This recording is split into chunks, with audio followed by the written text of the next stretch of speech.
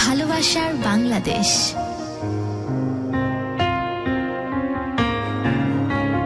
ভালোবাসার বাংলাদেশ।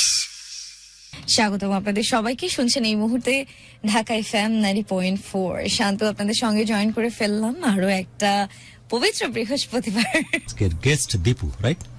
আচ্ছা, পুরো নাম কি? দীপু শেখ। দীপু শেখ, শুনি তোমার জীবনের কথা। আচ্ছা, তো আমার সাথে যার সাথে মাথা ব্যথা কমছে? শুনি। তো আমার সাথে যার রিলেশন ছিল তার নামটা সন্ধ্যা। তো ওর সাথে আমার ফেসবুকের মাধ্যমে আর কি প্রথমত কথা হয়। তো এইভাবে কিছুদিন কথা বলার পরে মোটামুটি একটা ভালো ফ্রেন্ডশিপ। তো ওর সাথে আমার ফেসবুকে কন্টিনিউ কথা হয়। দেন কথা বলতে বলতে এক পর্যায়ে ভালো একটা ফ্রেন্ডশিপে আইসা পড়ি আমরা।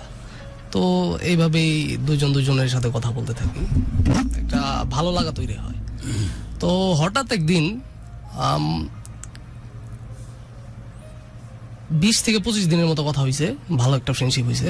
তারপরে ওর সাথে আমার হঠাৎ কন্ট্যাক্টটা অফ হয়ে যায় যে কোনো একটা কারণে। ও বললো যে এমন প্রবলেম বা এই সেই। তো কন্ট্যাক্ট অফ হইলো। তো খারাপ লাগতেছিল আমার যে একটা ভালো ফ্রেন্ডশিপ হইলো বা কথা বলতেছিলাম, তো কন্ট্যাক্ট অফ হয়ে গেলো। তো আমি নর্মালি কিছু বলি নাই। তো সকালে কন্ট্যাক্ট অফ হয়েছে, বিকেলে হঠাৎ করে আমাকে মেসেজ দিল যে আমি থাকতে পারলাম না আসলে কথা না বলে। তো তখন আমি আসলে অনেকটা এক্সাইটেড হয়ে গেলাম। তো ওর সাথে তখন ও বিকেলেও আমাকে মেসেজ দেয় যে আমি থাকতে পারলাম না আসলে কথা না বলে। তো এইভাবে আমিও এক্সাইটেড হয়ে যাই খুব। তো এইভাবে ওর সাথে আমার কন্টিনিউ কথা চলতে থাকে। তো কথা চলতে চলতে এক পর্যায়ে আমাদের আর কি ওর প্রতি ভালো লাগা এসে পড়ে। তো ওরও আমার প্রতি ভালো লাগা এসে পড়ে। তো আপনারা কি কাছাকাছি থাকতেন? না না, ওর বাসা আমার বাসা দূরেই। তোর বলতে পারার তো কথা না? হ্যাঁ, তোর বলতে পারার তো কথা না যে ভালোবাসি এই সেই? না না, আমিও বলতে পারি না, ও বলতে পারি না। তো এভাবেই তো কিন্তু কিছু একটা চলছে দুজনের মধ্যে, এটা বোঝা যাচ্ছে। হ্যাঁ, তো ওর সাথে আমার ফার্স্ট দেখা হয় এই অক্টোবর মাসে 2 তারিখে, এই মাসটাতেই। আচ্ছা, তো কোন বছরে? ওটা 2019-এ। আচ্ছা, তো অক্টোবর মাসে দেখা হয়। তো জাস্ট ফ্রেন্ডলি হিসেবে দেখা করি। তো এরপরে তো ও দেখা করার পর ওর সাথে আমার কন্টিনিউ কথা হয়। তো আমার প্রতি ওর ভালো লাগা আসে, এটা আমি বুঝতে পারছি। তো আমার ওর প্রতি ভালো লাগা হয়। তো এইভাবে হঠাৎ একদিন আমি ওরে কিভাবে বুঝতে পারলেন যে আপনাদের মধ্যে? দেখে বোঝা যাবে আর কি কথায় বুঝতে পারছি। ও আমার কথার ধরনে বুঝতে পারছে, আমি ওর কথার ধরনে বুঝতে পারছি। তো এইভাবে একদিন হঠাৎ আমি বলে ফেললাম ওকে যে আমরা রিলেশনে যাইতে পারি না।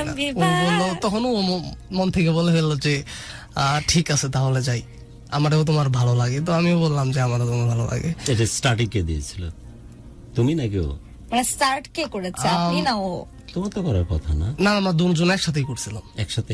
মানে রেডি জাস্ট ফার্স্ট আমি বলছিলাম যে আমার ভালো লাগে, তো দেন ও আমাকে বলছে। আচ্ছা, তো এমন কিছুদিন তারপরে বলার পরে কিছুদিন কথা বললাম। তো আমার একটা বেস্ট ফ্রেন্ড ছিল আকাশ, একদমই ধরেন আপন ভাইয়ের মতোই। আমার আপন ভাই নাই, বাট ওই আমার আপন ভাইয়ের মতো।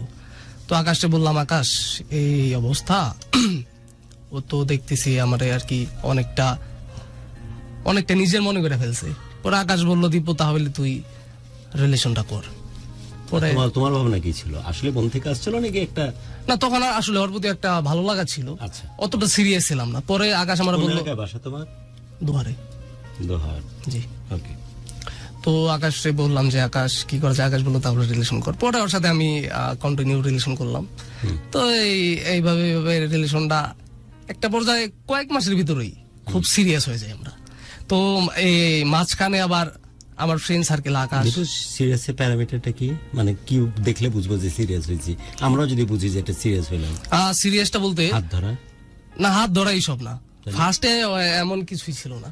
সাপোজ মনে করেন কথা বলতেছি, 1 ঘন্টা কথা হয় নাই বা 2 ঘন্টা কথা হয় নাই, অস্থির লাগে। তখন নিজে অনুভূতিটা বুঝতে পারছি, তখন ফিল করতে পারছি যে আসলে একা একা লাগতেছে। তখনই আর সিরিয়াস হয়েছে এটা বুঝতে পারছি। তো একদিন দেখা করি। তো মাঝখানে এখানে আবার আমার কিছু ফ্রেন্ড অ্যাড হয়। আকাশের সাথে পরিচয় করাই দিই, সজলের সাথে। তো ওরও মেয়েটার কাজিন। একটু বর্ণনা দিবা? হ্যাঁ, মেয়েটার বর্ণনা দিবা একটু? ফর্সা, ফর্সা, সুন্দর। সুন্দর, মাশাআল্লাহ। তো চোখটা অনেক সুন্দর। আর বিশেষ করে সব থেকে আমার ভালো লাগতো যে জিনিসটা, মুচকি করে হাসি দিত, সব থেকে এই জিনিসটা অনেক ভালো লাগতো আমার। আমি আর কি এটা যতদিন রিলেশন মাথা ছিল, ব্যথা কমেনি? তো এর এখন মধ্যে অন্য সবসময় জায়গায় আমাকে ব্যথা বলতেছি, হচ্ছে এখন। তো ব্যথা এখন যে মাথা কোনো থেকে সময় অন্য জায়গায় রিলেশন যতদিন ছিল, তো ওর সাথে আমার ঝগড়া হয়েছে, ও হাসিটা দিলে আমি ভুলে যাইতাম না যে ওর সাথে ঝগড়া হয়েছে বা এমন কিছু। ভালো লাগে দেখতে। ভালো লাগতো। তো ওর কাজিন নিঝুম প্লাস ফারজানা আরো কয়েকজন ছিল, ওদের সাথে আমাদের একটা ভালো। নাইট ভিশন রে, আমি তো তারপর ওদের নিঝুম, ফারজানা আরো কয়েকজন অ্যাড হয়। তো আমার ফ্রেন্ড আকাশ, সজল, তারপরে নাসির, তো এরা তো আমরা দেখা করি। এক পর্যায়ে নিঝুম ওদের সাথে ভালো সম্পর্ক হয়ে যায়। তো ওদের সাথে যারা যারা ছিল ওর কাজিন নিঝুম, ওরা ওদের সবাইকে আমি নিজের খুব আপন করে নিয়েছিলাম। আমার একটা ফ্রেন্ড একবার নিঝুমরে দেখে ব্যাড কমেন্ট করছিল, তো নিঝুমরে আমি নিজের বোন মনে করছিলাম, নিজের আপন বোনই মনে করতাম। তো আমার নিজের একদম ক্লোজ ফ্রেন্ড, তো ওরা চিনতো না, তো ব্যাড কমেন্ট করছিল। তো ওই নিঝুমের জন্য আমার ফ্রেন্ডরা আমি ডিরেক্ট থাপ্পড় দিয়েছিলাম। ফ্রেন্ডটা কান্না করে দিয়েছিল যে দীপু তুই একটা মেয়ের জন্য এমন করলি। পরে আমি বললাম দেখ, ওরা আমি বোনের চোখে দেখি, তোর কমেন্ট আমার ভালো লাগে নাই। তো ওদের সবাই আমি খুব আপন মনে করতাম। তো ওইভাবে কন্টিনিউ রিলেশনটা খুব ভালো একটা পর্যায়ে এসে দাঁড়ায়। আমরা মনে করেন যে দুপুরে খাওয়া দাওয়া করছি, খাওয়া দাওয়া করে রেস্ট করতেছি, হয়তো বা আকাশ বা সজল বা নিঝুম বা ওরা কেউ বললো চল ঘুরতে যাই। খাওয়া দাওয়া মাত্র শেষ করছি, জাস্ট তখনই রেডি হয়ে সবাই বের হয়ে যাইতাম, ওদের এলাকায় যাইতাম, বা ওদের এলাকায় থেকে ওরা রেডি হয়ে বের হইতো, আমাদের এলাকায় থেকে আমরা রেডি হয়ে যাইতাম, ঘুরতে যেতাম যেখানে মনে চায়। বাইক নিয়ে, তারপরে মানে বাইক গাড়িতে। আছে কিনা আপনার? বাইক ছিল, বিক্রি করে ফেলেছি। থাকার কথা, পিছনে একজন থাকবে আর শাঁসা করে উঠবি। আমার কেন জানি দেখে মনে হচ্ছে তাই। তো আমরা একসাথে অনেক ঘুরছি, একসাথে অনেক ঘুরতে গেছি, একসাথে খাওয়া দাওয়া করছি। তো এইভাবে রিলেশনটা কন্টিনিউ অনেক সুন্দর চলতে থাকে। তো একসাথে ঘোরাঘুরি, সবসময় কথা, এইভাবে মনে করেন যে ভালো একটা পর্যায়ে রিলেশনটা চলে যায়। আমি ফার্স্টে অতটা সিরিয়াস ছিলাম না, ফার্স্টে আমার লাইফস্টাইল অন্য পদের ছিল। যেমন আমি ছাত্র রাজনীতিতে জড়িত ছিলাম। দোহার নবাবগঞ্জে, পার্টির নামটা শুধু বলিস না, বাকিগুলো বল। আচ্ছা সেটা না বললাম। দোহার নবাবগঞ্জে ইয়াং জেনারেশন থেকে শুরু করে বা সিনিয়র পারসন যারা নেতা কর্মী আছে, তোকে চিনি কম বেশি সবাই আমাকে আমার ওই টাইপেরই একটা প্রোডাক্ট মনে হয়েছে। চিনে, ভালোবাসে। তোকে আগে বলছি। তো তখন আমি ওর সাথে রিলেশনটা যখন হয়, তখন আমি ইন্টার কমপ্লিট করে অনার্সে। বয়স কত এখন দীপ? আমার 23+। যখন ওর সাথে সিরিয়াস ছিলাম না, তখন ঘোরাগাড়ি, আড্ডা, বন্ধু, ফ্রেন্ড সার্কেল নিয়ে জায়গায় জায়গায় যাওয়া, এটাই ছিল লাইফের প্রতিনিয়ত, এটাই করতাম। তো যখন ওর সাথে রিলেশনটা একটা সিরিয়াস পর্যায়ে চলে আসে, তখন এমন একটা সিচুয়েশনে আমি আইসা পড়ছি, আমি এক কাপ চা খাইতে যাবো, ও আমার চাইতে দেবো না, যে তুমি যেতে পারবা না, বাড়িতে থাকো, আমার সাথে কথা বলবা। আমার ফ্রেন্ড আকাশ বা সজল ওরা বলতো যে আপু চা খাই আসি। ওরা যখন বলতো যে ঠিক আছে যাও তাইলে খাই আসো। যদি সাপোজ 10-15 মিনিট বা 25 মিনিট 30 মিনিট প্লাস হয়ে গেছে, আইসা ওরা আমার 1000 টাকা দিতে হইতো। আমার ভালো লাগতো আসলে এগুলা, এই প্যারাগুলা ভালো লাগতো, যে লেট হইলো কেন, কি করলাম, এক কাপ চা খাইতে, তো সামনে নাকি ফোনে যে এক কাপ চা খাইতে তখন লাগে নাকি, বললাম যে চা খাই, একটু গল্প করলাম, এই সেই ফ্রেন্ড পায়া গল্প তো করবাই, এই সেই নানান কথা। তো এরা এরকমই। তো আমরা সপ্তাহে 4 থেকে 5 দিন করতে যাইতাম। ওই যে বললাম না, বসে আছি, ফোন দিছে, ভালো লাগতেছে না, চল কোথাও কইরা আসি। তো আমরা রেডি হয়ে বলার সাথে সাথে ফোন দিতাম, আকাশ কই, বলতো বাড়িতে, সজল কোথায়, বাড়িতে, নাসিরে ফোন দিতাম কোথায়, বাড়িতে। তো ওই ঘুরতে যাবো চল, রেডি হয়ে আসা পড়তো। দেন ওদের এলাকা আমাদের এলাকা থেকে অনেকটাই দূরে, তো একটা লোকেশন বলতাম যে এই জায়গায় আসো, ওই জায়গায় চলে যাইতাম। এভাবে তো প্রেম চলছে। তারপর হ্যাঁ, তো ওর সাথে আবার নিজম, ওরা সবাই ছিল। তো এইভাবে অনেক ঘুরছি। তো এক পর্যায়ে একটা পরিবারের মতো হয়ে যায় আমরা, যেটা সত্য কথা। ফ্রেন্ড সার্কেল প্লাস নিজম, ওরা আমরা প্রত্যেকজনের সাথে এতটা ফ্রি হয়ে যায়, এতটা ভালো একটা সম্পর্ক হয়ে যায়, যেটা নিজের পরিবারের মতো। তো এইভাবে আমরা কন্টিনিউ অনেক ঘুরতে থাকি। অনেক জায়গাতেই ঘুরতে গেছি। সম্পর্কের কথা আমরা বুঝছি, অলরেডি 11:50 বাজে, তো আমরা 12:30 প্রোগ্রাম শেষ করে দিব। এরপরে ঘটনাটা কোন দিকে গেল? তো সম্পর্ক ভালো, দারুণ সম্পর্ক, অনেক পজিটিভ পেয়েছি তোমার প্রশ্নে। তোমার 5 মিনিটের জায়গায় 6 মিনিট হলেও মানতে পারে না, সব ঠিক আছে। তারপর তো রিলেশনটা ধীরে ধীরে আরো সিরিয়াস পর্যায়ে আসে। তখন আমি রাতে যখন ঘুমাইতাম, আমার ভিডিও কলটা সারা রাত ভিডিও কল রেখে দিত, সারা রাত ভিডিও কলে থাকতো phone. By any chance current চলে গেছে আমাদের এখানে, মনে করেন ওয়াইফাই চলে গেছে, তো ও আবার ফোন যদি ঘুমটা ভেঙে যেত দেখতো ফোনে নাই, আবার ফোন ব্যাক করতো, রিসিভ করে আবার ঘুমায় পড়তাম। এমনই কন্টিনিউ চলতেছিল সারাদিনই ফোনে, সারাদিন সারা রাত ফোনে। হ্যাঁ। এরকম তো তো তখন- লিস্ট একদিন বা 2 দিন হয়েছে বন্ধু বান্ধব সহ যে সারাদিন সারা রাত একসাথে? বুঝলাম না হয়েছে। কথাটা। He's so innocent. He's so innocent. বলি যে যখন সম্পর্ক অনেক ডেপথে চলে যায় এবং বন্ধু বান্ধবদেরকে নিয়ে যখন একটা চমৎকার এনভায়রনমেন্ট ক্রিয়েট হয়, যে চল আজকে পূর্ণিমা দেখতে যাব বান্দরবান নীলগিরি পাহাড়ের উপরে, জরুরি না যে একসাথে থাকতে হবে, বাট জরুরি যে সবাই একসাথে আছে, এরকম তো হয়েছে। হুম। সেটা কোথায়? অনেক কক্সবাজার না নীলগিরি পাহাড়? না, কি ঢাকার ভালোবাসিস, মধ্যে। পাহাড় না কক্সবাজার? না, আমার সব থেকে ফেভারিট জায়গা কক্সবাজার। তো গেছিলি কোথায়, পাহাড়ে না কক্সবাজারে? না না, ঢাকার মধ্যে এমনি রিসোর্ট নিসোর্টে আমরা রিসোর্টে গেছি, হ্যাঁ। গেছিস, হ্যাঁ সেটাই। তো কেমন লাগতো তখন সবাই একসাথে যখন থাকতি? বললাম ঠান্ডার মধ্যে favorite না মতো। গরমের মধ্যে? ঠান্ডা গরম কোনো কিছু মানতাম না আমরা। গরমেও যেতি, ঠান্ডাতেও যেতি। হ্যাঁ, ভয়ানক শীত, রাস্তায় বেরোও যায় না, কিন্তু কোনো বাধা আমাদের আটকে দেওয়া ক্যামেরা হতো না। ঘোরা আর 32টা দাঁত দেখা, অপোজিটে যাচ্ছে। I am the best, I am self obsessed, না I am the best. A bit. Yes. you এবং are. ওইখানে স্পেশালি গরম বলিনি আমি, ঠান্ডার কথা এই কারণে বলতেছি যে লম্বা যখন একটা কম্বল থাকে, সবাই যখন একসাথে কম্বলের মধ্যে পা ঢুকায় এবং গল্প করে, এ ভালো লাগার সাথে তো কোনো কিছু তুলনা চলে না। আমি বলছি না তুই আর বাকি যেগুলো একসাথে থাকে, ভালো লাগে না? লাগে না? ভালো লাগে। অসম্ভব রকমের ভালো লাগে, অসম্ভব। ইনোসেন্ট ভালো লাগা। হ্যাঁ। গল্পগুলো করতে, আড্ডা দিতি, রাত ভোর হচ্ছে, এরকম হয়েছে? হুম। হুম, সারা রাত। একসাথে, সবাই একসাথে। আমি বলিনি তুই আরো আলাদা, আমি বলছি যে তোরা সব একসাথে লেপের মধ্যে বা কম্বলের মধ্যে একজনের সবার মধ্যে পা ঢুকায় রাখছিস আর গল্প চলতেছে, হি হি হি হি হি, এরকম চলতেছে, রাইট? এভাবে ভোর হয়ে যাচ্ছে। এটা ভালো লাগে না মন্দ লাগে? ভালো লাগে। ভালো লাগে। বল এবার। তো রিলেশনটা যখন আর কি সিরিয়াস পর্যায়ে, আমিও, হ্যাঁ। তো এই ও সাপোজ গোসলে যাইবো, ফোন ওইভাবেই কলে রাইখা, ফোন চার্জে দিয়া গোসলে গেছে, বা খাওয়া দাওয়া করতেছে ফোনে রাইখাই। তো এইভাবে কন্টিনিউ রিলেশনটা অনেক সুন্দর, ভালোভাবে আমরা অনেক দূর আগায় যাই। তো মাঝে মাঝে আবার অনেক ঝগড়া হইতো। সাপোজ এটা স্বাভাবিক। ও আমার আর কি আমার নিয়ে অনেক জেলাস ফিল করতো। আমি সাপোজ একটা ভালো টি শার্ট পরে রাস্তায় বেরোবো, ভিডিও কল দিচ্ছে তুমি কোথায়, আমি রাস্তায়, তো দেখছে ভালো একটা টি শার্ট, কয়েকক্ষণ বাসায় যাবে। আমি এটার কেন? পিছনে রিজন আছে। তখনও আমাকে সাকিবের বিরুদ্ধে কথা বলতে সাকিব ইয়ানরা নাই, বাস দেয়নি আমাকে।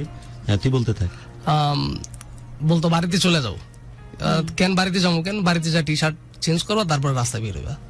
তো আমার ভালো লাগতো, আবার অনেকটা বিরক্ত লাগতো যে এত প্যারা দেয় মানুষ। তো বাড়িতে যা টি শার্ট চেঞ্জ করে তারপর বাইরে যেতাম। তো আমার ফ্রেন্ড সার্কেল থাক বা যেই থাক, আমি একা বসে থাকলো ফোনে ওর সাথে থাকতেই হইব। যে আইসা আমার সাথে কথা বলো, ফোনে থাকতেই হইব, ফোন কাটলে খবর আছে। তো আমি ফোনেই রেখে দিতাম, তো কথা বলতে থাকতাম। যে আসুক তার সাথে কথা বলতে থাকতাম, বা ও ফোনে বসে থাকতো, বা ওর সাথে কথা বলতেছি, ফ্রেন্ড সার্কেলের সাথে সময় দিতেছি। তো এক পর্যায়ে ধীরে ধীরে ওই আরো সিরিয়াস হয়ে যায় আমার প্রতি। তখন আমার টাইম মেনটেন করে দেয় যে এইটা আমি বাইরে যাইতে পারবা, এটা আমি বাইরে যাইতে পারবা না আর কি। আমি একটা ডিপ্রেশনের মতো, যে ভালো লাগতো আবার অনেকটা প্যারা লাগতো, যে কেমন একটা বিষয় বা কেমন একটা সিচুয়েশন। তো মাঝে মাঝে ওর সাথে আমার আবার কিছুদিন পর পরে ঝগড়া, প্রচুর ঝগড়া হইতো। শুধু এই খাইতে গেছি, বললাম যে খাইতে গেছি আমি, সাপোজ আধা ঘন্টা হয়ে গেছে আমি ফোন দিতেছি না, বা কারেন্ট নাই আমার এইখানে, তো এতক্ষণ লাগলো কেন, আমি কি করছি, আমি কি কারোর সাথে কথা বলছি নাকি, বা আমি খাওয়ার কথা কোথাও ঘুরতে গেছি নাকি, নানান কথাবার্তা বলে ঝগড়া লাগাই দিত। তো পরের সাথে আমার কন্টিনিউ হয়তো বা ও ফোন দিত বা আমি ফোন দিতাম, 2-1 ঘন্টা পরেই সব ঠিকঠাক কথা বলতাম আবার। তো এইভাবে অনেকটা সিরিয়াস পর্যায়ে যাই। ও আমার প্রতি অনেক, ওর আমি নিজে দেখছি যেটা সত্য, আমার অনেক কেয়ার করতো। আর আমার মাথা ব্যথা হইলে আমি সহ্য করা পারতাম না এখনো। মাইগ্রেন আছে নাকি? না না, মাইগ্রেনের ব্যথা নাই, তবে আমার মাথা ব্যথা উঠে অনেক আর কি। কি করতো তখনও? হ্যাঁ, তখন ও তো আর তো আমার বাসা তো ওর বাসার কাছে না, যে আমার বাড়িতে যখন থাকতো, তখন যখন মাথা ব্যথা হতো তখন কি করতো? তখন আকাশে বা সজলে ফোন দিত, পাগল হয়ে যাইতো যে ভাই। ওদের মাধ্যমে যখন কাছে থাকা অবস্থা মাথা ব্যথা উঠতো তখন কি করতো? মাথা টিপা দিত। বল সেটা। হ্যাঁ, মাথা টিপা দিত। অবশ্যই, মিথ্যা বলুন কেন? এতটুকুই? আমার পায়ে ব্যথা হইলে আমার পাউডার উঠে আজকে আমার মাথাটা যদি কেউ টিপে দিত। বুঝছেন গুরু? ওকে, তারপর বলো। তো আমার একটা দিন অনেক। আচ্ছা, তুই সরকার দলীয় ছাত্র নেতা না তো? আবার বর্তমান সরকার কোন একটা সরকার দলীয়? আমার পিছড়া। না না না না না, আমি তোর ভাই। অবশ্যই Oh my God! ভাই আমার গুরু। গুরুর মায়ের বাপ। দেখ, আই লাভ মাই পিছুয়াড়া। আমি ভীতু আদমি, বাচ্চা আছে, বউ আছে, কোনো প্যাচ লাগাই দিস না। না না না না। আচ্ছা, লে। তো একদিন আমার এই তখন ওর সাথে আমার রিলেশনের মোটামুটি 1 বছর হয়ে গেছে। তো একদিন আমার হঠাৎ প্রচুর আমি আমার খেলাধুলার প্রতি আমার অনেক অনেক নেশা। আই খেলাধুলা বিলিভ, তোকে আমি চিনতে পারি। আমি জাস্ট আমি সত্য কথা বলতে গুরু, আমি দাবা খেলাটা আর তাস খেলাটা পারি না। তাছাড়া যে কোনো খেলা, দাবা খেলা, তাস খেলা পুরুষ মানুষের খেলা না। আমি জানি যে তুই এই দুইটা আমি বুঝিও না। দৌড়া চোড়া এই সেইগুলোতে পারবি। ব্যাডমিন্টন বলেন, I ফুটবল love- বলেন, I love you. ক্রিকেট বলেন, আমি জানি যে তুই এটা ট্রাম বলেন, করছিস। তো এগুলোতে আমি ফার্স্টের জায়গায় না পাইলেও সেকেন্ড স্থান অবশ্যই থাকবো। তো বলতেছিলাম একদিন আমি ওই খেলাধুলা করে আসলাম, প্রচন্ড পরিমাণে আমার রাতে মাথা ব্যথা হয়, এমন পরিমাণে মাথা ব্যথা আমার ভালো লাগতেছিল না। তো ও আকাশে আমারে বলতেছে আমি কি করুম এখন, বা তোমার এমন লাগতেছে। আকাশের ফোন দেয়া পাগল পাগল হয়ে গেছে, ভাই ওর অনেক মাথা ব্যথা, অবস্থা অনেক খারাপ, ভাই তুমি একটু প্লিজ যাও ওর কাছে। আর কি একদম পাগল পাগল হয়ে যাইতো। যখন দেখতাম আমার খারাপ লাগে, ও আমি নিজে দেখতাম যে ও ঠিক থাকা পারতেছে না, ওর অনেক খারাপ লাগতেছে। আর আরেকটা স্পেশাল জিনিস যেটা আমি বলি, ওর একটা দিকে অনেকটা ভালো গুণ, বল। যেটা হচ্ছে ওর রান্নাটা। তাই? আমরা ফ্রেন্ড সার্কেল সবাই খেয়েছি। স্পেশালি কোন রান্না ভালো করে? খিচুড়ি আমার সবথেকে ফেভারিট। আমার তো খিচুড়ি অনেক পছন্দ। আচ্ছা গুরু, কন্টিনিউ করুন নাকি মাঝখানে? আমি একটু বাদ দিয়ে যা। স্পেশালি তারপরে কি হলো? এটা তো জানি যে তার সাথে তো রিলেশনশিপ অনেক ডেপথ, এবং ও রান্নার কোয়ালিটির ব্যাপারটা তো আসলোই। এখন বর্তমানের সিচুয়েশন যে পর্যায়ে, সেটার পিছনে কি ঘটনাটা দায়ী সে ওর সাথে আমার রিলেশন আর কি ফুল রিলেশন ছিল আর কি 4 বছরের একটু কম। আগামী নভেম্বরের 2 তারিখে 4 বছর হবে। তো রিলেশনের দেড় বছরের মাথায় আমাকে একটু তো ওর সাথে রিলেশনটা আমার 1.5 বছরের মাথায় যে কোনো একটা ব্যক্তিগতভাবে ওর বার্থডেতে একটা প্রবলেম হয়। ওর বার্থডের সময় ব্যক্তিগতভাবে একটা ঝামেলা হয়। কেন ওনার বাসায়? হ্যাঁ হ্যাঁ। বাসায় ওনার ব্যক্তিগত। হ্যাঁ, তারপরে তো ঝামেলাটা অনেক ভালো ঝামেলাই হয়েছিল, আর ফ্যামিলিগত ব্যাপারই। তো ওই সিচুয়েশনটাতে আসলে কোনো ছেলে হয়তো বা, ও আমারে তখন অনেক উল্টাপাল্টা বলছে। তো কোনো ছেলে আসলে হয়তো বা একটা মেয়ের সাথে রিলেশনটা কন্টিনিউ করে না, ভাবে এত প্যারা কেন নিম বা এত কথা শুই না কেন রিলেশনটা কন্টিনিউ করুম। তো আমি কোনো সিচুয়েশন ওকে ছাড়ি নাই, আমি ওর সাথে রিলেশন কন্টিনিউ করে গেছি, বোঝাইছি সব সময়। তো রিলেশনটা তারপরে আবার ঠিক হয় ভালোভাবে। তো ওর ফ্যামিলিতেও চিনতো আমারে, জানতো। আর নিজম ওরা ফারজান ওরা বা আরো কয়েকজনই ছিল, ওরা অতি আপন হয়ে গেছিল আমাদের। আমার ফ্রেন্ড সার্কেলটাও সবাই মিলে আর কি একটা পরিবারে যেমন ক্লোজ থাকে সেম তেমন ক্লোজ আমরা ছিলাম, অনেকটা ভালো রিলেশনশিপ ছিল। তো ওই বার্থডেতে যে প্রবলেম হয়েছিল পরে, তো তারপরে আবার রিলেশন কন্টিনিউ ঠিক হয়েছে, ওরা ব্যক্তিগত বিষয়। তো আমি যে ওই কথাটা বললাম কেন, কারণ এমন একটা ঝামেলা হইলে একটা ছেলে ভাবে কি, বর্তমান জেনারেশনে ছেলে ভাবে যে এভেলেবেল মেয়ে আছে, কেন আমি এত প্যারা নিয়ে রিলেশন করুম, বা একটা মেয়ে আমার এত ব্লেম দিব, সবকিছুতে এত প্যারা দেবো, আমি রিলেশন কেন কন্টিনিউ করুম। তো আমি এমনটা কখনো ভাবি নাই। বা ও একদিন আমার বললো যে, যখন আমি ওর তেমন সময় দিতাম না বা ঘুরতাম ঘাটতাম, ও আমার বললো যে আমারে এতটা ভালোবাসে, তো আমি ওর জানি ইগনোর না করি আর কি। অনেক কান্না করে বলছিল। তো আমার অনেক খারাপ লাগে যে একটা মানুষ আমার জন্য এমন করে, আমার তো ওরা অবশ্যই সময় দেওয়া উচিত, বা ওর সাথে আমার কোনো খারাপ ব্যবহার করা উচিত না। তো আমি এই দিকটা ভাইবে ওর সাথে আমি খারাপ বিহেভ করলেও নিজের মনে করে খারাপ বিহেভ করতাম, শাসন আসল করতাম। ঘটনাতে জানা, এটা তোমরা বুঝছি যে অসম্ভব রকমের হয়তো- ইন্টেন্স রিলেশনশিপ তোদের দুজনের মধ্যে, অসম্ভব রকমের পজিটিভ। অনেক সময় ওর এই পজিটিভনেস এর কারণে যেভাবে ও চায় অনেক সময় তোর পক্ষে ওইভাবে সময় দেওয়া সম্ভব হয়ে ওঠে না, বাট তোর মধ্যে ভাবনাটা আছে যে আমার মন প্রাণ জুড়ে তো ওই না না মেয়েটি পুরো আছে। আমি ও যতক্ষণ সময় চাই পারতি, অনেক সময় না পারলেও মনে থাকতো যে ওকে আমার সময় তো 100% দেওয়া উচিত। আর তারপর কোথায় প্যাচ খাইলো, এখন বর্তমান অবস্থাটা কি? তো নাকি সব মাঝখানে ঠিক আছে? মাঝখানে আমি বলি, মাঝখানে ওর সাথে আমার যে কোনো একটা কারণে 2-3 মাস ওর সাথে আমার যোগাযোগ হইব না, এমন একটা পরিস্থিতি হয়ে গেছে। মানবিমান, এটা তো পার্ট অফ লাভ। না না না, এটা আর কি একটা ঝামেলার কারণে, ওর ফ্যামিলির সাথেই ঝামেলার কারণে ধরেন। আর এটা হইতেছে আপনার জানুয়ারির 30 তারিখে ওর সাথে আমার প্রায় 3 মাসের মতো যোগাযোগ হইব না। আপনি কি হেডফোনটা পরে নেন? না না প্রবলেম নেই। আচ্ছা, তো তখন ও আমার সাথে দেখা করতে চাইলো, নিজেও আসলো, ও আসলো, আমি আমার ফ্রেন্ডে নিয়ে রাতে সন্ধ্যার দিকে দেখা করতে গেলাম। দেখ তুই আবার হাত ভেঙে ফেলছিস। তো সন্ধ্যার দিকে দেখা করতে গেলাম, ওয়েট করলাম ওর জন্য অনেক, পরে আসলো। তো আমার অনেক জিদ হয়েছিল। তো ওরা আমি ওই দিনকে থাপ্পড় দিয়েছিলাম একটা, থাপ্পড় দিয়েছিলাম, পরে আমার নিজের অনেক খারাপ লাগছে। তো ও রাগ করে মেয়ে কেউ হাত তুলে বোকা, আমি তো জীবনে হাত তোলা পক্ষপাত। না, ওরা আসলে কেমনে control করতে আমরা যারা পারেনি। বাঘা, তারা গোটা দুনিয়ার সাথে লড়ে যাবো।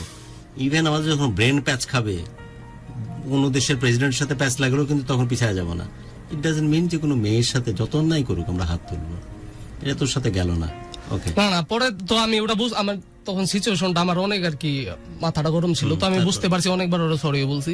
তো রাগ করে বাড়িতে চলে গেছে। ওই দিনকে আমরা টাইপের আছে ওরা করে, ছেলে পুরুষ যারা বাঘ এরা কখনো এটা করে না বেটা। যাই হোক, ওদিনকে আমি জানতাম যে ওর সাথে আমার মোটামুটি 3 মাসের মধ্যে আর 3 মাসের মতো কথা হইব না বা যোগাযোগ হইব না কোনো। তো ওই দিনকে যদি ওর সাথে আমি ভালোভাবে বৈশা কথা না বলতে পারি আমরা, তো ওর সাথে আর কথা হওয়ার সুযোগটা নাই। তো ওই দিনকে আমি আর আমার ফ্রেন্ড আমি বলছি কিন্তু এমন কি হলো যেটা 3 মাস আপনাদেরকে দূরে রাখলো বা আর কি, এটা ওর ফ্যামিলির সাথে এই রিলেশনশিপ নিয়ে ঝামেলা লাগছিল। আচ্ছা, তো এটা হইতেছে আপনার জানুয়ারির। কিন্তু আপনি তো বলেছিলেন যে তার ফ্যামিলি জানে আপনাদের কথা। জানে যখন দেখছে অতিরিক্ত পরিমাণে রিলেশন সিরিয়াস ওগুলো হচ্ছে সমালোচনা চলতেছে। হ্যাঁ হ্যাঁ, এই সেই। তো তখনই এমনটা হয়েছে জানুয়ারি 30 তারিখ। তো তখনই হয়তো ভাই রিলেশনটা অনেকটা একটা ফাটল ধরে। তো ওই দিনকা সারা রাত আমি আর আমার ফ্রেন্ড চাইছি তারপরের দিন দেখা করুম। তো ওই দিনকে সারা রাত আমি আমার ফ্রেন্ড ঘুমাই নাই, ঢাকাতে আসছিলাম, ঘুরছি ঘাটছি।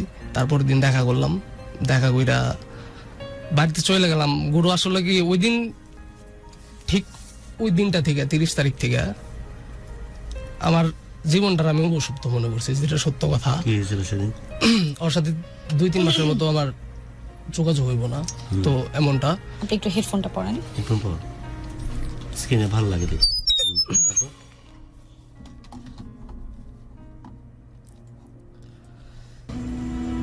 আগে যেমন আগে ছটফট করতো সব ঠিক করার জন্য, এখন আর সেটা নাই। না। তো আগে আমি দেখতাম আমি ওর সাথে কখনো ঝগড়া কইরা, নিজে থেকে ঝগড়া কইরা, সরি বলিস নি বা ম্যানেজ করা লাগেনি, ওই ম্যানেজ করতো। হ্যাঁ ও ম্যানেজ করতো বা আমি কথা বলতাম, বা আমি কখনো ওর সাথে ঝগড়া কইরা 15-20 দিন এমন সময় এত পার gap করি পড়ে নাই, আমি নিজে থেকে করি নাই। তো তখন দেখতাম ঝগড়া লাগলে 1 মাস চলে যায়, সমাধান হচ্ছে না, না ও আমার ও নিজে উদ্যোগ নিচ্ছে না। না ফোন দেয় না। তো মাঝখানে সজল বাইরে চলে যায়। তখন সজল যখন চলে যায় তখন আসলে ভাই সজল আমার আকাশের নাসের সাথে আমরা হয়তোবা একজন এক মায়ের গর্ভের সন্তান না, কিন্তু আমরা আপন ভাইয়ের চেয়েও বেশি। অনেকে জেলাস করে যে তোদের এই মতো কষ্টগুলো তখন মারাত্মক হয়ে যায়, তুই কারোর সাথে শেয়ার করতে পারো। হ্যাঁ, তো অনেকে জেলাস ফিল করতো, বলতো যে তোদের মতো এমন ফ্রেন্ডশিপ তো পাওয়া যায় না বর্তমানে। ভাই বিশ্বাস করেন, কোন দেশ গেছে ও? সজল কুয়েতে। আর তো আকাশ সজল যাওয়ার পরে ভালো জান দেওয়া, জান দিয়ে দেয়। ভাই তো ফ্যামিলি সবাই কনফার্ম ছিলাম ঢাকা চলে যাবো। তো আমি নিজে থেকে ওরে ফোন দিলাম যে আমি তো ঢাকা চলে যাইতেছি, কাছে চলে যাইতেছি, জব হয়েছে একটা, তো তুমি ভালোভাবে থাইকো হয়েছে। পরেও আমার বললাম তুমি যাইতে পারবো না। আমি বললাম যাইতে পারবো না, জব তো ঠিক হয়ে গেছে। তো আমি ওইখানে যাই কন্টিনিউ কথা বললাম, ওরা বললাম না তুমি যাইতে পারবো না, আমি থাকতে পারবো না। পরে থাকতে কেমনে পারে না বেটা, ফোনে থাকবে তো, বা একসাথে তো বাড়িতে তো থাকতেছে না। পরে আমি আর কি ইমোশনালি হয়ে গেলাম, আমি বললাম ঠিক আছে যাবো না। তো এখানে আমার ফুল ফ্যামিলি রিলেটিভ যারা আছে সবাই কনফার্ম আমি যাবো। আমি জানি আমি না গেলে আমার সাথে সম্পর্ক সবার সাথে নষ্ট হয়ে স্বাভাবিক, যাবে। কতবার করবে এরকম? কারণ আমার নিজের চাস্তো ভাই, সে নিজের কোম্পানিতে জবটা এর আগেও তো এরকম করছিস তুই। হ্যাঁ, তো চাস্তো ভাই আমি জানিও আমি জবটা না গেলে আমার সাথে অনেক খারাপ বিহেভ করবে, বা আমার বড় বাবা সে অনেক ঠিক আছে, রাগী মানুষ, ঠিক আছে। তো আমি জানি আমার সাথে অনেক প্রেশার। এর আগেও করছিস এই কাহিনী, ভালো চাকরি তো করেছিস। আমি ওর জন্য আমি বললাম ঠিক আছে আমি যাবো না। তো তারপর থেকে ভাই গুরু দেখতাম কিছু বললেও আমার সাথে, আমাকে ভাই বলে সম্বোধন কর। হ্যাঁ, কিছু বললেও ও আমার সাথে ঝাড়ি দেওয়া কথা বলতো, আচ্ছা। শুধুই কিছু বললেই যে কোনো স্বাভাবিক বিষয় আমার সাথে উচ্চ স্বরে চিল্লায় উঠতো। যেগুলো আগে দেখিসনি। না, আগে আমি দেখি না, আমি অবাক হয়ে যেতাম যে ও আমার সাথে এমন করে না। আমি ওরা বলতাম যে আমি এই দুর্বলতার কারণেই কি আমার সাথে এমন হইতেছে, তো বিষয়টা করতো না। পরে আমি বলতাম যে আমি এখন তোমার প্রতি হয়তো বা অনেক দুর্বল, তো সেই কারণে তুমি আমার সাথে এমন খারাপ বিহেভ গুলা করো না। তো ওরা অনেক রিকোয়েস্ট করতাম, তো কিছু হইলে ওই ফোন রেখে দিত, বলতো পরে কথা বলবো, আর ফোন দিত না। আর ওই 2-3 ঘন্টা পর আমি ফোন ওরকম দিতাম, কোনো আগ্রহ নাই। ফোন দিতাম আগে ওই পাগলায় থাকতে, এখন আর সেটা নাই। না, পরে আমি ফোন দিতাম, ও ফোন ধরতো না। পরে এমনই কন্টিনিউ এমন চলতে থাকে। তো একদিন রাতে ওই যে বলতাম ফোনে থাকতাম সারা রাত, তো রাতে ও ইচ্ছা করে কি লেগা ওর মাইন্ড নষ্ট হয়ে গেল, হঠাৎ করে চেতে গেল। তখন আমার ফ্যামিলিতে আমি, আমার বাবা মা সবাই আমার উপর রাগ, চাস্তো ভাইরা আমার চাস্তো ভাইরা এখন আমার সাথে কথা বলে না। স্বাভাবিক, বারবার করছিস এই কাহিনী, কতবার মানবে ওরা? আমি জবটা যাই না যে আমার সাথে তার অনেক আগে খারাপ, যে ভালো জব পাইছিল সেখানে তো যাসনি তুই এই মেয়ের কথা শুনে। না। তারপর তো চাস্তো ভাই অনেক রাগারাগি করছে, সবাই অনেক রাগারাগি। আমার তখন আমি একাকিত্ব ফিল করতেছি, সবাই এমন করতেছে আমার সাথে। তো এর মধ্যে যদিও আমার সাথে এমন করে, আমার তখন তার নিজের কষ্ট বলার আর কোনো মানুষই থাকে না, কারণ ওর উচিত আমার মেন্টালিটি তখন সাপোর্ট করা। তো দেখতাম ও আমার সাথে শুধু খারাপ বিহেভ করে বা রাইগা যায়, তো নিজেরে বোঝাই পারতাম না যে কেন এমন করে আমার সাথে। যেই মানুষটা সারা দুনিয়া ফালায় আমার চাইতো, আমি এক কথায় ওই ওর পুরো দুনিয়াটা ছিল একদিকে, আমি ছিলাম একদিকে ওর কাছে। তো সেই মানুষটা টোটালি চেঞ্জ। তো এমন করতে করতে প্রায় টাইমই ফোন রাখা দিত রাগ করে, আমি ফোন দিতাম ধরতো। তো লাস্ট সিচুয়েশনে তখন তো আমার ফ্যামিলির সাথে, আমার সবার সাথে অনেক ঝামেলা চলতেছে, সবাই আমার সাথে রাগারাগি করতেছে, মন চাইলে কেউ কথা বলে, মন চাইলে বলে না। তো তখন আমি খুব ডিপ্রেশনে পড়ি, তো প্রচুর মানসিক চাপে পড়ে যাই। তো এগুলো আমি কাউকে শেয়ার করতে পারি না। তো তখন একদিন হঠাৎ কথা বলতেছি, আমার ওই দিনকে বাড়িতে অনেক ঝগড়া হয়েছে আমার সাথে, আমি কিছু করতেছি না কেন, এই সেই কি সমস্যা আমার। তো প্রচুর খারাপ লাগতেছিল, রাতে আমি শুয়ে আমার চোখ দিয়ে পানি পড়তেছিল, ওই দেখতেছিল। ও বিষয়টা সিরিয়াস নিল না, ঘুমায় পড়লো। তো আমার খুব খারাপ লাগলো যে মানুষ চেঞ্জ হয় কিভাবে এত। তো নিজেকে কোনোভাবে বোঝাই পারতেছিলাম না, হয়তো আমি ভাবছি ও আমার কোনো কারণে হয়তো অনেক রাগ। তবে আমি কোনো কিছু করলে ওর সাথে যখন আমার কন্টাক্ট হতে ঝগড়া লাগবে, সাপোজ কারোর সাথে একটু কথা বললাম, টেক্সট করলাম, মেসেজ করলাম, ওর আমি বলে দিতাম সত্য কথা, সবসময় বলে দিতাম যে এর সাথে আমার একটু হাই হ্যালো হয়েছে। তো সেই মানুষ লাস্ট একদম টোটালি অনেকটা চেঞ্জ। তো নিজেরে এটাই জাস্ট বলছি যে দুনিয়ায় হয়তো বা সব চাওয়া পূর্ণ হয় না বা পাওয়া হয় না, বুঝাইতাম নিজের এইভাবে। তারপর কারণটা কি রে এইভাবে হঠাৎ? আমি জানি না গুরু কেন ওই এমন চেঞ্জ হয়েছে। আমি বর্তমান অবস্থা কি? ওর সাথে আমার কোনো কন্টাক্ট নাই। মানে সে কি আপনার সাথে যোগাযোগ বন্ধ করার আগে কিছু জানিয়েও যায় না না না, শেষে ওর সাথে হঠাৎ কথা বলতেছি, তার আগের দিন ও ঝগড়া করলো আমার সাথে। ও আর কি ওই যে বললাম না ফোনে থাকি, তো আমার বললো যে হঠাৎ করে চেতে গেল। আচ্ছা, তারপরে বলে ফোনে থাকতে হবো না। তো রাতে আবার আকাশের সাথে ওই দিনকে আমার কথা হয়েছে, আকাশের সাথে প্রায় রাত 11:30 থেকে 12টা পর্যন্ত কথা হয়েছে। ও আবার দেখছে আমি অনলাইনে, ফোন দাদা এখানে যে ফোন বিজে দেখছে, অনলাইনে কথা বলতেছি। তো তারপরের দিন সকাল আমি ফোন দিতেছি, ফোন ধরে না। কেন ফোন ধরে না কেন? ও অনলাইনে ছিল কিন্তু, তো আমি কিন্তু কোনো রিয়াক্ট করি নাই। অনলাইনে আমিও ছিলাম, ও ছিল, ও রাগ করছে। তা আমিও তো রাগ করাটা স্বাভাবিক, যে তুমি তো লাইনে ছিলা, কিন্তু আমি তো রাগ করি না। আমি ফোন দিয়ে যাইতেছি কন্টিনিউ, দুপুর হয়ে গেছে, মিনিমাম 100 ফোন দিয়ে ফেলাইছি, ফোন ধরে না। তো লাস্টে মেসেজ দিল যে যার সাথে রাতে কথা কইছো তারে নিয়ে থাকো গাই। সে আমি বললাম আমি আকাশের সাথে কথা বলছি, আমি স্ক্রিনশটও পাঠাই দিছি, আমি স্ক্রিনশট মেরে রাখছিলাম যে এই যে আকাশের সাথে কথা বলছি। পরে বলে তোমার ইমো কাইটা ফেলাইতে ওই সেই, তাহলে কথা বলুন। তো বিকাল হয়ে গেল, ফোন ধরে না। পরে আমি ইমো টিমো গাইডা ফাটাইছি। তো বিকালে কথা বললো নর্মালি ঠিকঠাক, 2-1 দিন ঠিকঠাক গেল। তারপর একদিন সকালবেলা লাস্ট যেদিন ওর সাথে আমার কথা হয়, তো কতদিন আগে এটা? এটা তো মোটামুটি ভালো দিনই। মানে কতদিন আগে? বছর না বছর খানিক না, কয়েক মাস। আচ্ছা ওকে, লাস্ট কথা হয়, কি কথা হয়? তো নর্মালি কথা বলতেছিলাম সকালে, তো এক কথা 2 কথায় হঠাৎ রাগে গেল। রাগার পরে ও বলে পরে কথা হইব, ফোনটা রাইখে দিল। তো দুপুর টাইম আমি খাওয়া দাওয়া করলাম, খাওয়া দাওয়া করে ওরে ফোন দিলাম, দিয়ে ফোন ধরতেছে না। আবারও ফোন দিলাম, কন্টিনিউ ফোন দিতেই আছে, মেসেজ দিতেছি যে ফোন ধরো না কেন। ও মেসেজও সিন করতেছে না। তো বিকাল পর্যন্ত, সন্ধ্যা পর্যন্ত, মাগরিবের আজান পর্যন্ত, একটু পর পরে আমি ফোন দিছি, তো ফোন ধরে না আমার। তো আমি বুঝতেছিলাম না যে কেন, ভালোভাবে কথা বলতেছি, এর মাঝখানে ফোন একটু রাগ করে রেখে দিল। তো রাগ করার পরে তো ফোন দিলে ধরে, তো ফোন ধরতেছে না। তো রাত হয়ে গেল, ফোন ধরে না। তো আমি আসলে কারণটা জানি না যে কি কারণ আমারও ছাড়লো, আমার কোনো দোষ ছিল না। মানে শেষে- ওই শেষ। হ্যাঁ, তখন কন্ট্যাক্ট অফ করে দেয়, তো আমার কোনো দোষ ছিল না তখন। আর কোনোদিনই আপনি তার সাথে আর যোগাযোগ করতে পারেন নাই? না, তো লাস্ট আমি মেসেজ দিয়ে দিয়েছিলাম যে যদি এতটাই আমার বিরক্ত লাগতেছে আমার বলতা।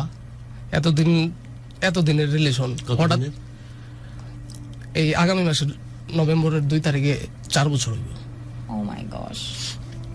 তো মেসেজ লিখলাম যে তুমি বলতা যে আমার প্রতি এতটা বোরিং ফিল, আমি নিজে থেকে ধীরে ধীরে সরে যেতাম গা, তো তুমি কেন হঠাৎ কন্ট্যাক্ট অফ করে দিলা। তো মেসেজও ওই দিনকে রাতেই না তারপর দিন জানি দেখছে সিন করছে, কিন্তু কোনো রিপ্লাই দেয় নাই, কোনো মেসেজ দেয় নাই। আগে তো আমি হাজার ঝগড়া হোক, রাগ করলে একটা মেসেজ দিলে ও রাগের মাথায় ঝাড়ি হোক যাই হোক মেসেজে একটা কিছু লিখতো। তো আমি দেখলো মনটা ভাঙ্গে গেছে বা অনেকটা আমি চুপ হয়ে গেছি, তারপরেও একটা ফোনও দিল না, একটা মেসেজও দিল না। আপনি আর কোনোভাবে যোগাযোগ করার চেষ্টা করেননি ওনার সাথে? আসলে কি আমি লাস্ট রিলেশনের লাস্টে ওরে অধিক পরিমাণে এত ফোন দিতে দিতে আমি নিজেই বিরক্ত হয়ে গেছে? বিরক্ত না, আসলে ওর প্রতি আমি বিরক্ত হই নাই কখনো। বিরক্ত হলে রিলেশনটা এতদিন কন্টিনিউ থাকতো না। পুরো সত্য কথা বলতে আমি অনেক লাইফে প্রপোজ পাইছি, আমার ফ্রেন্ডরাও জানে। আমি ওর সাথে যখন আমি রিলেশনটা কন্টিনিউ করছি, নিজে অনেকটা চেঞ্জ হয়েছি। যেমন ঘোরাঘুরি ছিল ওর দ্বারা, আমার হয়তো বা অনেক কিছুই ভালোর দিকে পরিবর্তন হয়েছে, বা অনেক হ্যাপি ছিলাম। ওই নিজমরা সবাই আমরা সবাই ফ্রেন্ড সার্কেল না। সবকিছুতে হু হু করতেছিস কেন? একে কি অনেক ভালোবাসি? হ্যাঁ, ফ্রেন্ড তো আমার কাছে বাইরে থেকে বেশি। তো আমরা অনেক ভালো ছিলাম। নিজম বন্ধু কই কথা? একসাথে খেলা থেকে মানে ও নার্ভাস ফিল করতেছে, কিন্তু ও যে Nervous না, কথাগুলা ওর সবকিছুতে সম্মতি আছে। না এবং ও যে এই কথাগুলো বলতেছে, মানে ও আসলে ওর কথাই বলতেছে, তাই না? মানে আপনি ফিল করতেছেন যে ও আপনার কথাই বলতেছে। তা তবে গুরু তুই কিছু পাস আর না পাস, তোর বন্ধু ভাগ্য খুব মারো। আমার লাইফে বাবা মার পরে তুই একটা কি কথা, জানিস যে ছেলে মেয়ের প্রেম তো একটা নর্মাল প্রেম, ছেলে ছেলে প্রেম যে কত মারাত্মক, মানে বন্ধুর মানে প্রেম। বন্ধুত্বর ভালোবাসা অনেক গভীর। আর বন্ধুও তো পাইছিস এরকম, তবে আমি সঠিক কি বেঠিক সবকিছুতেই। এবং আমার মনে হয় যে এই ছেলেটা ভালোবাসার কথা বলে চোখ ভিজিয়েছে, এটা সত্য। তবে সে যখন তার বন্ধুদের কথা বলেছিল অনবরত তার চোখ ভিজেছে। না, সত্য কথা। আমি একটা কথা বলি, বাবা মার পরে যদি ভালোবাসা থাকি আমার ফ্রেন্ড, না সে তারা ডিজার্ভ করে। ও তো তুই যে বলে ভালোবেসে যে খালাস হয়েছে তা না, এটা তোর মহানুভবতা না, ওরাও ডিজার্ভ করে তোর সব কথায়, তুই সঠিক হোক আর বেঠিক হোক। না গুরু, এমন তার মানে হচ্ছে যে ওরাও মন প্রাণ সব গুরু আমাদের ফ্রেন্ডশিপটা এমন, ও একটা ভুল করতেছে। আমি ওই মেয়ের সাথে তো তোর আর যোগাযোগ হয়নি, না, তো লাস্টে ও আমারে ইগনোর করলো। ও যদি আমার বলতো যে তোমার কতদিন যোগাযোগ নাই মেয়ের সাথে? 2 মাসের মতো। এখন আছিস কই, দোহারে নাকি ঢাকায়? দুহারে। আমরা দুয়ার থাকি। আর চাকরিতে দুয়ার না ঢুকিস থাকলে নি? ঢাকা না বাইরে। না এই প্রেম করে কি জীবন পার করে দিবি? না, কিছু তো করতেই হবে, বাস্তব হইলে তো কিছু লম্বা করতে রেশের ফ্যামিলি ঘোড়া। আছে তো।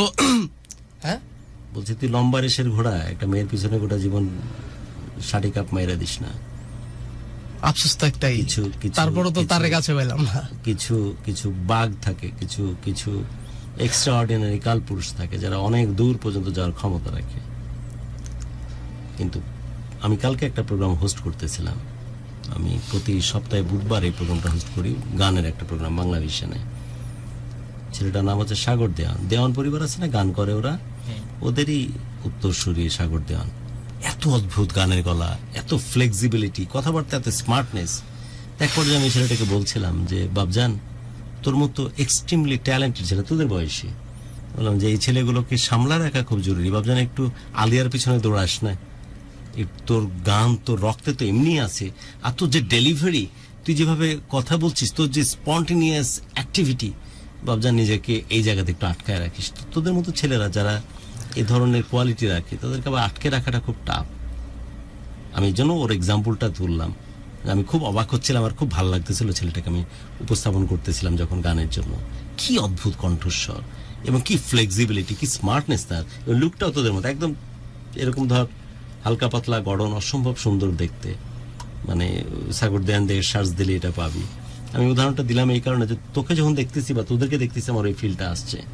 কিন্তু দুঃখের ব্যাপারটা এইটা যে তোরা খুব সামান্য থেকে সামান্য জিনিসে, এখন সামান্য বলছি দেখে তোর আমার প্রশ্ন হয়তো কষ্ট হবে, আমার প্রেম, আমার ভালোবাসা, জান দিয়ে ভালোবেসেছে আমার ডার্লিং রে, এটাকে গুরু সামান্য বললো। এই সামান্য জিনিসকে অ্যাচিভ করতে গিয়ে তোরা অনেক বড় জিনিসকে পেছনে ফেলে দিস। গোটা পৃথিবী তোর দিকে তাকায় আছে দীপ, তোর মতো ছেলেরা অনেক বড় কিছু করে ফেলতে পারে। এই প্রেম প্রেম প্রেম এগুলো করতে করতে সব শেষ করে ফেলবি। বহু তো হলো, আর কত? নাসিররা তোকে বলুক আর না বলুক, আকাশ তোকে বলুক আর না বলুক, সজল বলুক আর না বলুক, ওরাও কিন্তু ভিতর ভিতর এটা চায় যে কাম ব্যাক, ফিরে আয়, সব সময় সাপোর্ট করছে, ভালো কিছু কর। ওদের সাপোর্টের ধরন এটা, মুখ ফুটে তো তোকে সবকিছু বলে না। না ঠিক আছে গুরু, তারপর হওয়ার পর থেকে নেতামি করছিস তুই, তাই খুলে বলে না। আকাশ ওর কথাটা আমি তোকে বলে দিই, ওদের ভিতরে এটা কাজ করে যে কাম ব্যাক কর, স্বাভাবিক হো। ওই মেয়ে কাম ব্যাক করলে করলো, না হলে না করলো, তুই সামনের দিকে। ঠিক আছে, তো গুরু ওরা এমনটা কখনো করে নাই, কেন না করে না, ওরা স্বার্থপরের মতো করে নাই, কারণ ওরা সবসময় ওরা নিজের বোন মনে করছে, ও বোন মনে করছে, আকাশ বোন মনে করছে, সবসময় ওদের সম্মান করছে। এই তপস্যা করতে করতে জীবন পার করে দিবি না, বাকি পৃথিবীর দিকে তাকা। গুরু এখানে আমি আরেকটা কথা বলি, লাস্ট সিচুয়েশন আমি নিজের করে নিতে চাইছিলাম। আমি বলছিলাম যে কোনো দিক দেখুন না, ফ্যামিলি বা কোনো দিক দেখুন না, এতটাই আমি আসক্ত হয়ে পড়ছিলাম ওর দিকে যে নিজের করে নিব। তো সেটাও হয় নাই, সেটাও ও বললো ঠিক আছে, কিন্তু পরে আর দেখলাম না তেমন সিরিয়াস। তো আমি এখন কি চাচ্ছিস বলতো আমাকে একটু দীপ? এখন পুরো আমার লাইফে কিছুই নাই, আবার কাম ব্যাক করতে চাচ্ছিস, শোভনের সাথে আবার সম্পর্কটা ফাংশন। আমি লাইফে আর কিছুই জানি না। ওর খবর কি জানিস কিছু, যে ও বিয়ে শাদী করে ফেলেছে কিনা, কোনো সম্পর্কে জড়াইছে কিনা, কিছু জানিস কি? যদি আসলে একটা কথা অনিয়ারে না বলা লাগে তাহলে বলিস। একটা কথা বলি, আমি মানুষের উপর বিশ্বাসী, বাট কোন তথ্য কি আছে তোর কাছে? না আমি একটা কথা বলি, আমার ফ্রেন্ডের উপর আমি এতটাই নির্ভরশীল। আমি না আমি একটা জাস্ট উদাহরণ দিতেছি, না বিশ্বাস করতে পছন্দ করিস মানুষকে, মানলাম। হ্যাঁ, তো ওর প্রতি আমার এমন একটা দৃঢ় বিশ্বাস আছে। কোন তথ্য আছে তোর কাছে? অফ অনিয়ারে যদি বলতে না পারিস তাহলে বলিস না। না না না ওমন কিছু না। তো ও আমি যেটা বলতেছি, মেয়েকে তোর সাথে কথা বলে না? মেয়েকে কি ফোন দিব আমরা? না থাক গুরু, কি চাস তুই? আমি আজকে হয়তো বা আমার এখানে আসা উচিত ছিল কি আমার নিজের স্বার্থকতা নিয়ে, রিলেশনের একটা ভালো একটা দিক নিয়ে, কিন্তু আমি পারি না। তো কষ্ট গলাই শেয়ার করতেছি, এটা আমার এর থেকে তার বড় কিছু নাই। কিন্তু আপনি কি চান যে গুরু হচ্ছে? না গুরু না, তুই কি কামব্যাক করুক চাস ওই মেয়েটা আবার? না গুরু, যে আমার চাই না তার আমি চাই, আর কি গুরু।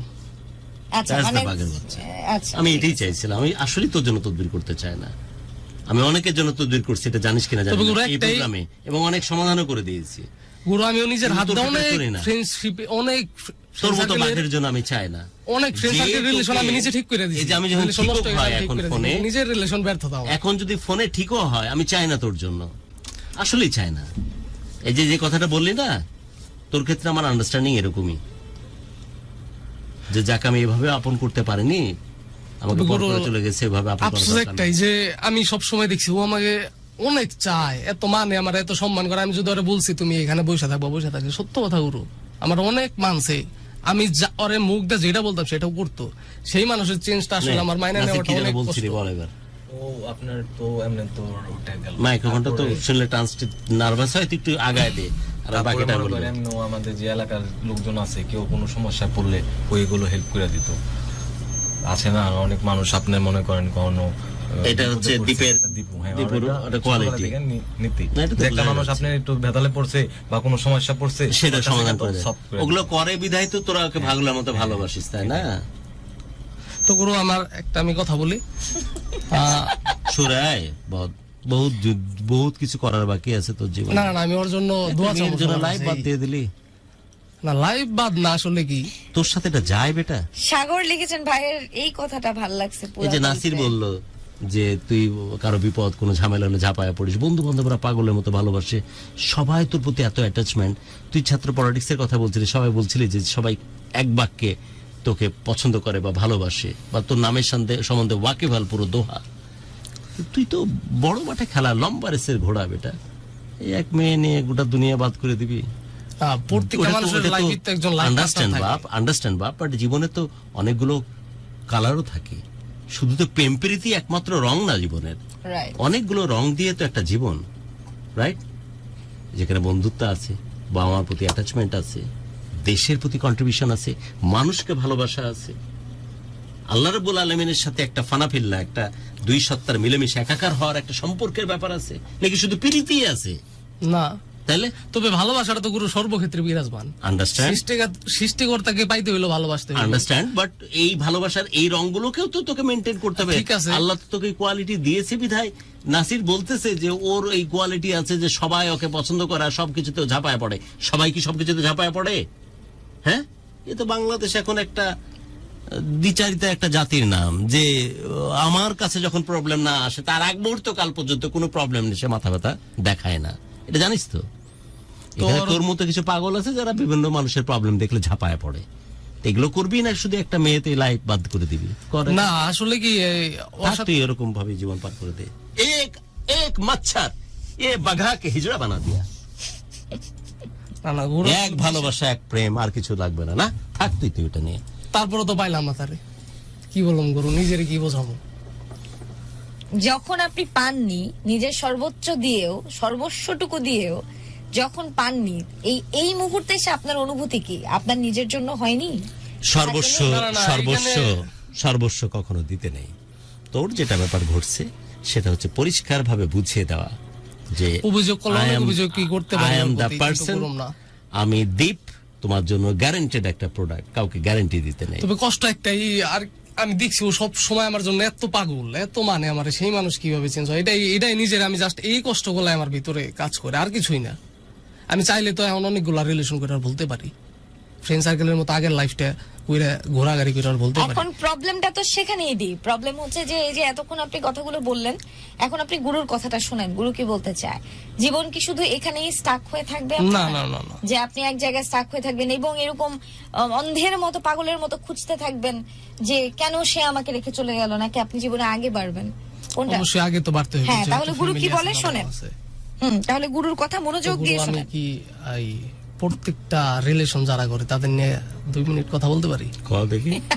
আচ্ছা, তো আমার প্রত্যেকটা মেয়ে হোক ছেলে হোক, সবার কাছে একটা অনুরোধ, একদম আকুল ভাবে একটা রিকোয়েস্ট, যদি রিলেশন কেউ করে, একজন জানি আরেকজনকে পায় এমন ভাবে রিলেশনটা করে, কোনো পরিস্থিতি জানি কেউ কাউরে ছাইরা না দেয়, বা যদি কন্ট্যাক্টটা অফও থাকে তারা জানি মিলা যায়। কারণ দেখেন গুরু, একটা মেয়ে যদি একটা ছেলেরে ভালোবাসে, বা একটা ছেলে একটা মেয়েরে যখন ভালোবাসে, একটা ছেলে যদি একটা মেয়ের প্রতি অধিক মাত্রায় আসক্ত হয়ে যায়, তখন ওই ছেলেটা যদি মেয়েরে ছাইরা দেয়, ছেলেটার কোনো দিক থাকে না, ছেলেটার লাইফের কোনো রুলস থাকে না। তখন কি মেয়েটারও কোনো দিক থাকে না যদি মেয়েটাকে ছেড়ে দেয়। হ্যাঁ ঠিক আছে, তো একটা মেয়ে যখন একটা ছেলের ছাইরা দেয়, একটা মেয়ের কিন্তু কোনো দিন শেষে বিয়ে হয়ে হয়তো বা 2 বছর 4 বছর পর ভুলা যায়, তখন কি লাইফটা নিজের মতো সাজায় নেয়। একটা ছেলে মানসিক প্রেসারে পড়লে তখন তার দিক থাকে না, তখন তার দিকে তাকায় থাকে তার বাবা মা, যে আমার ছেলেটা কিছু করব, তার ইনকামের উপরে আমাদের ফিউচার, বা তার নিয়ে ভালো থাকুন। তো একটা ছেলে যদি মেন্টালিটি ভাবে প্রবলেম হয়ে যায়, তখন কিন্তু ওই ছেলেটারও ফিউচার থাকে না, সাথে সাথে ছেলেটার বাবা মার ফিউচারটাও নষ্ট হয়ে যায়। তো প্রত্যেকটা মেয়ের কাছে একটাই রিকোয়েস্ট, ছেলের কাছে বল, ছেলের কাছে, মেয়েরাও ছেলেকে যারাই রিলেশন করে, রিলেশনটারে পরিপূর্ণতা পাওয়া, এটাই আমার রিকোয়েস্ট। আর আমার ফ্রেন্ড সার্কেল প্লাস ওর জন্য আমার কোনো ওর জন্য অভিযোগ নাই, আর ওর আমি কখনো কোনো অভিশাপ দিব না। আমি চাই আল্লাহর সবসময় ভালো রাখুক এহকালে, প্লাস প্রত্যেকটা মানুষ যেহেতু মরণশীল, মৃত্যু গ্রহণ করতে হইব, পরকালে আল্লাহরে জান্নাত দিক, বন্ধুর সাথে আমার friend circle ও friend ভালো কই পাওয়া থাকুক। যায়? আমার কপালে এরকম ফ্রেন্ড জুটেনি। এটাই অভিযোগ নাই কোনো লাইফে, আমার নিজের প্রতি নিজের অভিযোগ। বন্ধুত্ব তো পাইছিস না, জান খুলে দে, সব ঠিক, বন্ধু সব ঠিক। আচ্ছা বিদায় এখন নিচ্ছি তাহলে নাকি, অনুষ্ঠান শেষ করি হ্যাঁ হ্যাঁ নাকি আরো কিছু বলবি? না বলেন, আপনি বলেন গুরু এখন। না না, আমি অনুষ্ঠান শেষ করছি, আর বলার কিছু নাই। আচ্ছা ওকে। সো অনুষ্ঠান শেষ করছি। আজকের এক্স্যাক্টলি আমার সবচেয়ে বড় প্রাপ্তি আমারটা দেখ, যে আজকের প্রোগ্রাম কতটুকু করেছি না করেছি জানি না, কারণ আমি ওই কিছু কিছু গেস্ট যখন আসে তখন আমার মনে হয় যে আমার রিফ্লেকশন যেন আমি তার মধ্যে দেখতে পাই। এবং স্পেশালি ছেলেটির কথা আমি বলতেছিলাম যে আমি আর্লি এজ থেকে এরকমই, যে এখন অনেক বেশি স্বার্থপর হয়ে গেছি, বাট এর বয়সে থাকতে আমি সবসময় চেষ্টা করতাম যে কি করলে, কেমন ভাবে চিন্তা করলে বা কেমন ভাবে চললে মানুষের ভালোবাসার কারণ আমি হতে পারি। আর তীব্রভাবে যদি যে ভালোবাসা পেয়েছিস বা চেয়েছি, সেটা হচ্ছে বন্ধুত্ব। কারণ আমার মনে হয় এবং আমি দৃঢ়ভাবে বিশ্বাস করি সব রকম সম্পর্ক আল্লাহ রাব্বুল আলামিন তার ওখান থেকে নির্ধারণ করে দেয়, কিন্তু বন্ধুত্বের যে সম্পর্ক সেটা আমরা নিজেদের প্রয়োজনে পৃথিবীতে এসে নিজেরা তৈরি করে নিই। সো ফ্রেন্ডশিপের এই সম্পর্ক আমার কাছে সবচাইতে মূল্যবান, সবচাইতে মহিয়ান। So he so fortunate, specially আমাদের দ্বীপ, যে বন্ধুত্বের যে সম্পর্কটা কি গভীরভাবে পেয়েছে। নাসিরের মুখের দিকে তখন তাকাচ্ছিলাম, নাসিরের সাথে কথা বলছিলাম, আমি পরিষ্কারভাবে এটা ক্লিয়ার হয়ে গেছি যে বন্ধু সব অবস্থাতেই আমার সঠিক, বন্ধুকে আমি সব অবস্থাতেই ভালোবাসি, বন্ধুত্বের সংজ্ঞা এরকমই হওয়া উচিত। সো এটা আমি আমি আমি আমার তার জন্য একটা চমৎকার একটা প্রাপ্তি। এবং আমি চাই যে দ্বীপের যে পার্সোনালিটি, দ্বীপ যেভাবে বড় হয়েছে এবং দ্বীপ যেভাবে জীবনটাকে এ যাবৎকাল পর্যন্ত পার করেছে, বহু মানুষের প্রয়োজনে অপ্রয়োজনে পাশে দাঁড়ানো এবং তাদেরকে ভালোবাসা, দ্বীপ যেন ওইভাবে বাকি জীবনটাকে পার করতে থাকে। এবং আমি প্রিটি শিওর এই মেয়ে ছুটতে ছুটতে আবার পাগল হয়ে ফিরে আসবে, কারণ আমি জানি যে ছেলেদের ভেতরে যে কলিজার টান, যে মহব্বত, যে ভালোবাসা, সেটাকে অ্যাভয়েড করার মতো ক্ষমতা এই প্রাণীকুলে কারো নাই। মানুষ তো একটা সাধারণ একটা ব্যাপার। সেই মেয়েটা যে ফিরতে বাধ্য, এই মেয়েটা যে আবারও ফিরে আসবে, আবারও বলবে যে আমি সত্যি তোমার ভালোবাসার প্রার্থী, আমাকে তুমি ফিরিয়ে দিও না। এই ঘটনা যে খুব শীঘ্রই ঘটবে ব্যাপারে আমার মিনিমাম কোনো সন্দেহ নাই। কিন্তু আমি শুধু একটা জিনিস বারবার করে বলবার চেষ্টা করি এবং পরিষ্কারভাবে দীপ্তকে জানিয়ে দিই যে কাউকে যদি তুই ভালোবাসিস, কাউকে যদি সত্যি তুই পছন্দ করিস, জরুরি না সেটা তুই আড়ালে আবডালে তাকে পরিষ্কার করে বুঝিয়ে দিবি, বরং সেটা ভিতরের মধ্যে রাখ। সবকিছুকে জানান দিতে নেই, কারণ অনেকে যদি জেনে যায় যে দিন শেষে ভোর হয়ে গেলে তুই তার জন্য বকুল ফুল নিয়ে দাঁড়িয়ে থাকবি, তাহলে এটা গ্যারান্টেড মনে করে, তখন সেই জিনিসটার আর কোনো গুরুত্ব থাকে না। সো আর একটা দিন, আর একটা মুহূর্ত কোনো কালেই তাকে ভালোবাসার কোন রকমের উপাখ্যান নিয়ে বা ভালোবাসার কোনো বারতা নিয়ে তার কাছে দাঁড়াস না। তুই যেভাবে জীবনটাকে পার করছিস, যেভাবে মানুষের জন্য নিজেকে সঁপে দিয়েছিস, তোর পরিবারের জন্য যেভাবে তোর অ্যাটাচমেন্টগুলো ছিল, তোর ফ্রেন্ডশিপের জন্য যে ধরনের অ্যাটাচমেন্টগুলো ছিল, সেভাবে জীবনটাকে সামনের দিকে এগিয়ে নিয়ে রাখ। আর তুই যদি আমাকে গুরু বলার দরকার নেই, ভাই হিসাবে 1 মিনিটের জন্য যদি আমাকে কনসিডার করে থাকিস, আমি তোকে গ্যারান্টি দিয়ে বলছি এ মেয়ে ছুটতে ছুটতে তোর কাছে আবার ফিরে আসবে, ডেফিনেটলি ফিরে আসবে। কিন্তু তুই আর ওর কাছে যাস না, আমি অনুরোধ করতেছি।